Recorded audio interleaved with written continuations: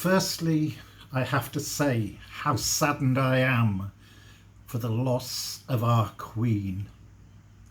Rest in peace, Your Majesty. God save the King. Okay, let's get down to it, shall we? A few weeks back, I posted the outcome of a meeting between myself, my colleague Luca Collina of Transforage, and a Gabriel Paunescu, CEO, and Oliver Andersen, COO of a company called Naologic, who offer a completely visual, no-code application platform that helps small and medium-sized businesses build or customize their own marketing, sales, operation, HR, training, purchasing, you name it, they can customize it. Now, I kind of hesitate to say this, but it sounds just a bit like an ERP system. And we all know the bad press that ERP systems get in terms of failure, but this is a whole different concept. I haven't got another name for it, to be honest, so I'll just, I'm not going to use the name ERP again anyway, so. Oh, and this might be quite a long video, just a warning. 15 minutes? Yeah. At the end of that meeting, I said there will be more on this subject in the coming weeks. And guess what? Here it is, the first one, because Gabriel has asked me a question for this YouTube channel, which goes, what do you think the impact will be of no-code development on the change management profession?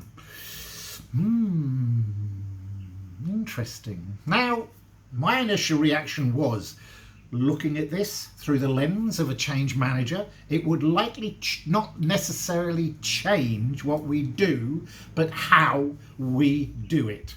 In short, change managers are normally employed by a business and usually work within a project team or the IT team and act as the conduit between the business and the project team or IT team, for all the changes a solution will bring about. With no code, however, it will be more likely that the change managers will need to turn their attention and operate from within the business and work with them on their development process and advise on change management implications and impact accordingly. That was off the top of my head, but I thought I'd better go into it in a bit more detail. So, what did I say? I'll have to do a little bit more research on this subject before unleashing this video, like I do. So, I did. But, first of all, let me just explain, for those who don't know, what is no code? I didn't know. No code basically is an easily used platform that, with minimal training, can be used by anyone in the business to create applications. It will likely cut out the need for technical programming expertise and project management, but I would not entirely count on that. I'm kind of guessing a little bit. As Gabriel put it, no code has the power to accelerate organizational change because everyone in the company can try the process before they buy the process. That's a nice saying. This empowers managers to be more creative, run more experiments, and reduce the risk of getting left behind the competition.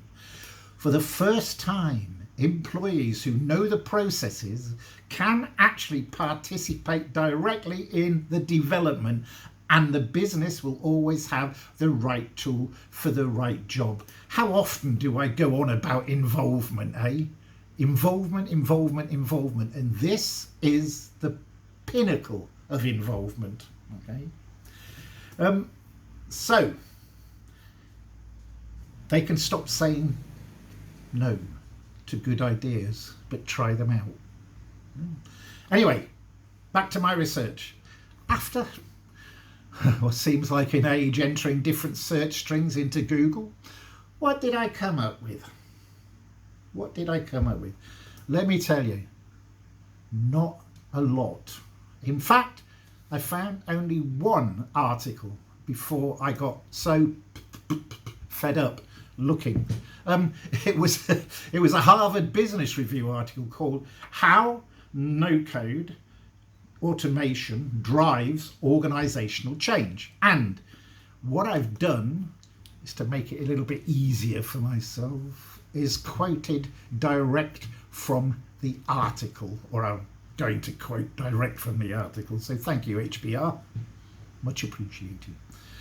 Low or no-code development platforms have provided an option to automate individual processes without having to dive too deep into large-scale digital transformation, which may not be the top priority for companies just trying to get back on track. Now, it is no surprise, since so many organizations were forced to change their business models and rethink their approach toward deploying business technologies during the COVID pandemic. Focusing on agility and speed with organizational change has its drawbacks, however, even when using your own transformational tools. Not everybody is ready to become a no-code developer from day one, because there are sets of skills and traits that you need to consider and invest in a training process to build these skills. Like anything really. While no-code tools are designed to open up automation to non-technical people, creativity and an agile mindset are still inherent parts of programming new tools or automating processes, even if the development process no longer requires detailed programming knowledge. Now, while these skills and attributes are useful for everyone when moving to a new way of working, how often have I said that, during the journey of using no-code tools internally, there is a need to be careful when selecting no-code developers with the right skills and knowledge and allow others to catch up at their own pace. Engaging people with automation is also a case of breaking down the barriers between different departments and encouraging collaboration. That's another word I've used over and over again. With a no-code approach, you need to expect a higher level of engagement from all stakeholders so you're able to think and act quicker. Part of this was rethinking the cooperation between IT and other areas of the business. Now, while IT departments may have an outsized role in digital transformation, should they? It can be that by providing other team members with the ability to create new applications, the role of IT can change its focus. So one change impacts another change, doesn't it? Once every member of every team can automate any process they want, with IT acting as the final check against chaos, an appetite for change can start to grow. Okay, applications and feature requests can skyrocket, and we constantly face the issue of deciding which processes should we build first. Automation attracts automation, and you should be ready for this. Okay, There were also some interesting comments to the post I uploaded onto LinkedIn about the meeting, which I thought were relevant, so I'll quote them. Phuong Tran from Australia said simply, "This does seem it will make the task of user adoption easier." But I replied, "You're right, Phuong Tran, because it's likely that they have been part of the design and development of the actual solution, and it is not something that has been foisted upon them by the IT department. The main issue I can see, however, is that the current command and control culture in most organizations when it comes to IT solution development and implementation, how they will view this. Is it a threat? Or is it, hey, it's an opportunity? Now, another quote from the LinkedIn post. My good friend Rizal Tayab from Indonesia added, this is very interesting. It could be used in proof of concept sessions. So both end user and app configurator work out a solution which is both user friendly and technically feasible. Bang on. Of course, we'll conduct integration tests to make sure that everything works together with hopes that the sum of the parts is greater than the whole.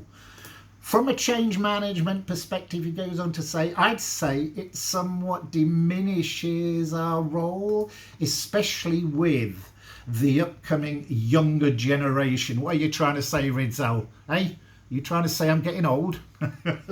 Who are very hands-on, adopt, adapt and adept into new technology. CM's role, he says, would be more an integrator and less a facilitator of acceptance, resistance handling and so forth, communicating change benefits et al. Again, I answered this by saying, well, I'm not really quite sure that it would diminish our role. Just like any new technology, regardless of what it is, even if it is developed by citizen developers, there is no guarantee that they will be able to facilitate its adoption and usage.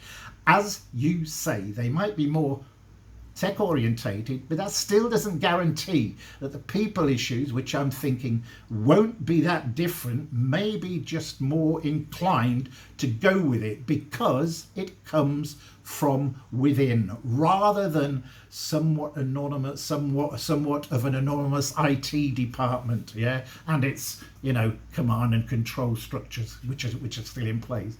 But maybe, just maybe, it will actually be beneficial to the business if they loosen up and join the revolution. Another LinkedIn connection, Lisa Cunningham Delaunay, also chipped in with 2 comments.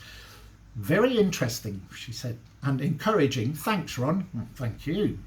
No code can facilitate testing, engagement, and real co-creation involvement. To some extent, a CM's dream. Well, hey, yeah, I wonder if management of feedback decisions and version control could be a nightmare, though. The second point she made was to Rizal's comment. She said, points worth considering, Rizal, but I agree with Ron. Thank you. The CM role will probably continue to add value.